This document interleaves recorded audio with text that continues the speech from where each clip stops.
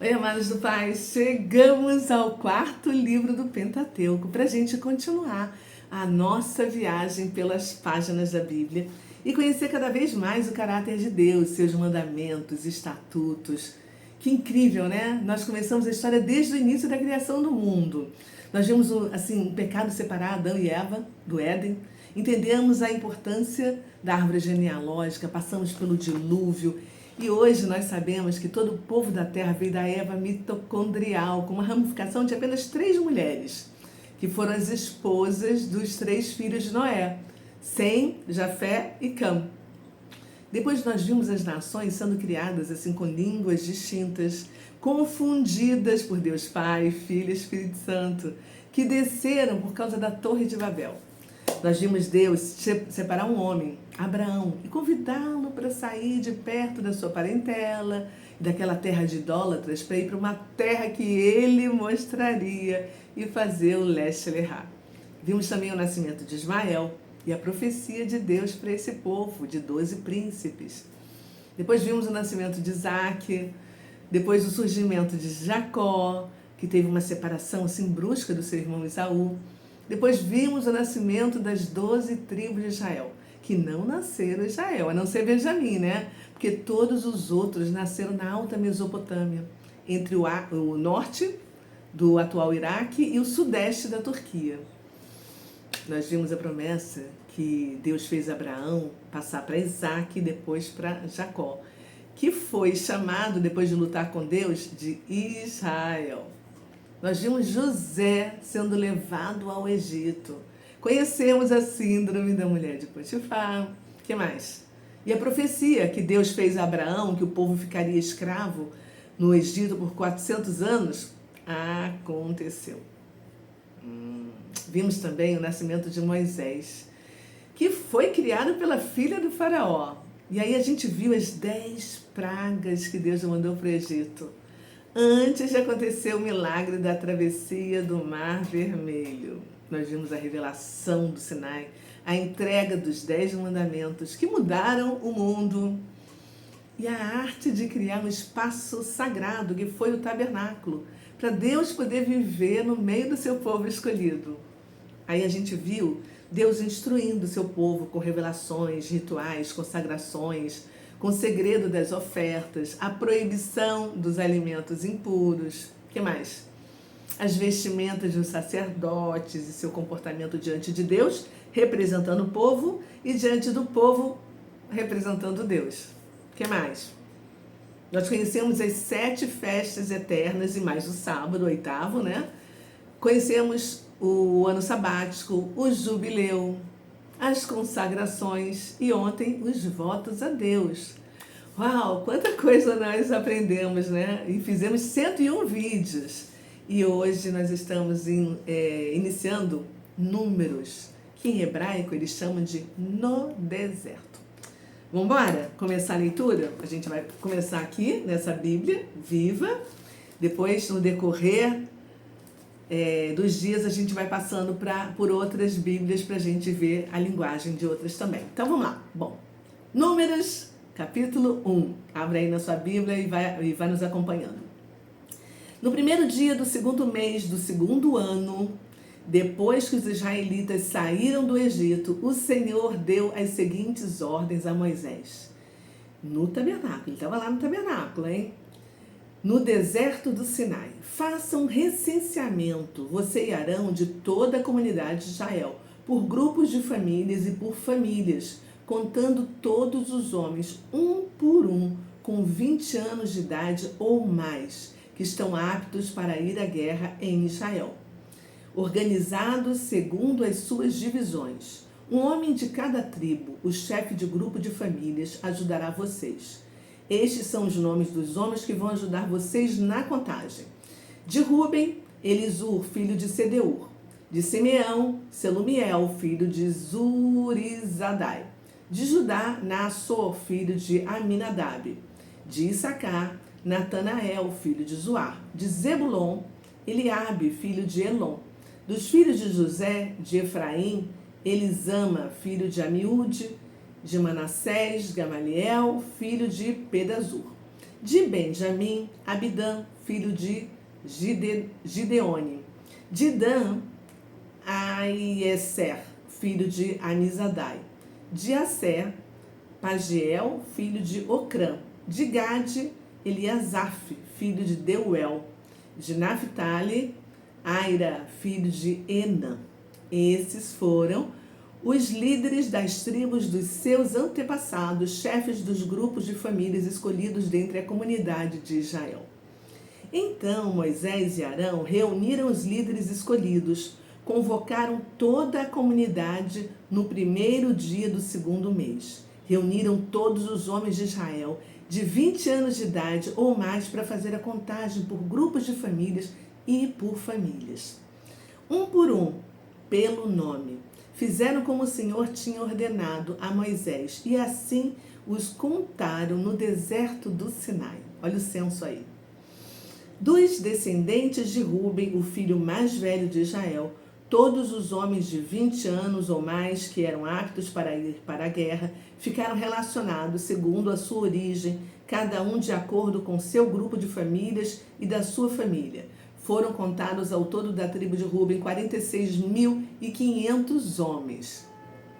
Dos descendentes de Simeão, todos os homens de 20 anos ou mais que eram aptos para ir à guerra foram relacionados segundo a sua origem, cada um de acordo com seu grupo de famílias e da sua família. Foram contados ao todo da tribo de Simeão 59.300 homens. De cada um deles agora eu vou dar só o nome e a contagem dos homens, tá? Dos descendentes de Gade foram contados o total de 45.650 homens. 45.650 homens. Dos descendentes de Judá foram contados ao todo 74.600 homens. Dos descendentes de Issacar foram contados ao todo 54.400 homens. Dos descendentes de Zebulon foram contados ao todo 57.400 homens. Dos filhos de José, dos descendentes de Efraim, foram contados 40.500 homens. Dos filhos de Manassés, que são de José, foram contados 32.200 homens. Dos descendentes de Benjamim, foram contados 35.400 homens. Dos descendentes de Dan, foram contados 62.700 homens. Dos descendentes de Asser, foram contados 41.500 homens. Dos descendentes de Naphtali, foram contados 53.400 homens. Esses foram os homens contados por Moisés e Arão e pelos seus líderes, que eram 12, das tribos de Israel, cada um representando a sua família. Todos os homens israelitas de 20 anos ou mais que estavam aptos para ir à guerra, de acordo com as suas famílias, somaram um total de 603.550 homens. Imagina o total dessas pessoas todas, contando as mulheres e os filhos, e todos abaixo de 20 anos de idade, dos homens que não poderiam ser contados. Imagina a quantidade de pessoas que estavam ali no deserto. Este total, porém, não incluía os levitas, não tá? Tribos de Levi. Porque o Senhor disse a Moisés: você não deve fazer o recenseamento da tribo de Levi, nem relacione o número de levitas no total geral dos israelitas. Mas diga aos levitas que se responsabilizem pelo cuidado do tabernáculo, das tábuas da aliança, de todos os utensílios e por tudo que pertence a ele. Eles levarão o tabernáculo e todos os seus utensílios e acamparão junto a eles. Sempre que o tabernáculo tiver de ser removido, somente os levitas poderão desmontar e armar o tabernáculo. Qualquer estranho não autorizado que se aproximar do tabernáculo morrerá. Cada tribo de Israel terá o seu próprio acampamento e armará as suas tendas separadamente, segundo as suas divisões. E nesse lugar ficará a bandeira da tribo. Mas os levitas armarão o seu acampamento ao redor do tabernáculo, que guarda as tábuas da aliança, para cuidar do tabernáculo e para que a comunidade de Israel não seja atingida pela ira de Deus. Uau, gente! Que interessante, né? 2 anos depois que eles saíram do Egito, e depois de tudo organizado, né, tabernáculo montado, leis, mandamentos, ordenança e princípios divulgados para tudo funcionar de acordo com as instruções de Deus, chegou a hora de instruir o povo para se preparar e enfrentar as guerras contra outros povos que estavam na terra, né, que Deus deu a Israel por possessão eterna. Eles precisavam estar assim organizados e preparados para poder enfrentar todos os conflitos e adversidades que iam surgir. Cada um com o seu propósito dentro da história do povo de Israel. Aqui, gente, Deus criou um manual de liderança para poder delegar tarefas para cada líder da sua tribo, para eles poderem saber quais eram as suas atribuições e poder repassar para todos os demais, né? Com uma assim, organização perfeita e toda uma infraestrutura necessária, com as funções de cada um. Isso porque estava na hora de caminhar pelo deserto rumo à terra prometida e enfrentar o deserto, né? Então, além dos conflitos com os povos que eles iriam encontrar no caminho, Deus estava ensinando a valorizar a organização. E nós devemos fazer a mesma coisa, né? Com nossas vidas, né? Como é que está a nossa vida espiritual, profissional, familiar, pessoal? Será que a gente tem tudo sob controle? Será que também estamos organizando tudo da melhor maneira? Ou a nossa vida é uma bagunça? O nosso Deus é um Deus de detalhes, um Deus muito organizado. E a gente deve seguir essas instruções, né? Aí, Deus mandou Moisés criar um censo para contar todos os homens para poder participar de uma estratégia segura para atingir o alvo, que seria a guerra, né? E foi por causa dessa contagem que seguiu esse capítulo com o nome Números. É um nome grego, tá? Porque eles chamaram 72 sábios judeus para poder traduzir a Bíblia hebraica para o grego, lá em Alexandria, no Egito, entre os séculos 2 e 1 antes de Cristo. Porque naquela época o grego era uma língua internacional, assim como o inglês é hoje. E aí essa tradução ficou conhecida como a famosa Septuaginta, que você com certeza já ouviu. Isso por causa dos 72 judeus.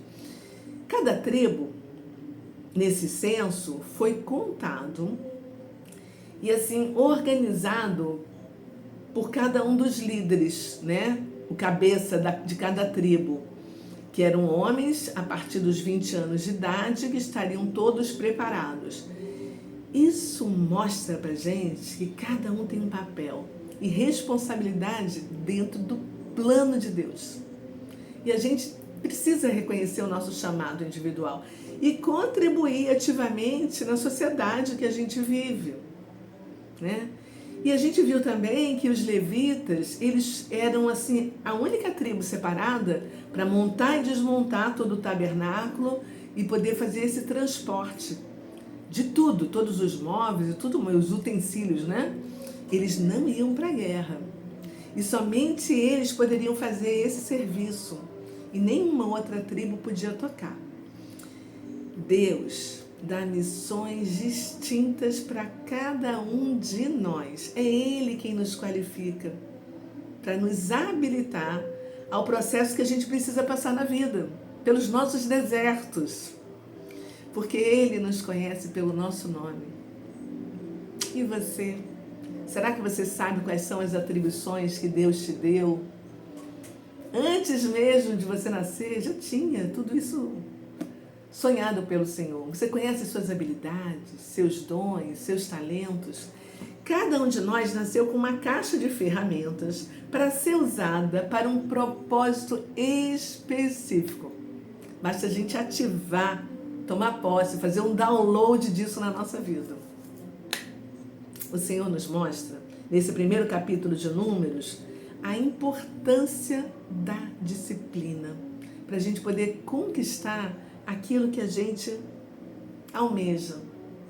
É um processo que precisa de uma preparação e de treinamento. Não é de uma hora para outra, né? E depois dessa preparação toda, aí sim, a gente tem que partir para a ação e executar tudo que foi aprendido. Não basta saber o que precisa fazer. A gente tem que fazer acontecer.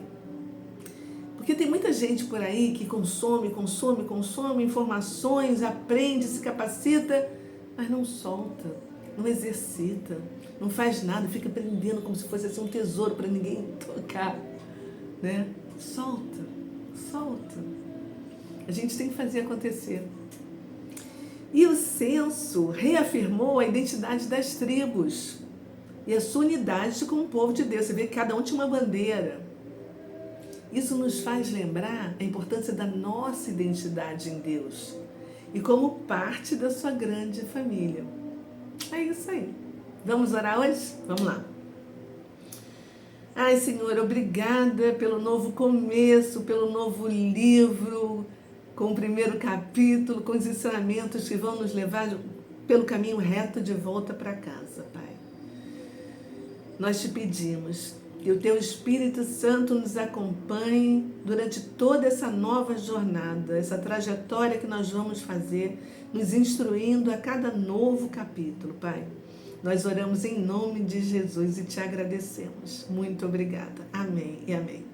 É isso aí, gente. Se você está chegando aqui pela primeira vez, eu sou a Cristiane Oliveira. Seja muito bem-vindo, bem-vinda. Se inscreva no meu canal, né? Aperta o sininho para você receber todos os dias um capítulo para estudar e ler junto com a gente.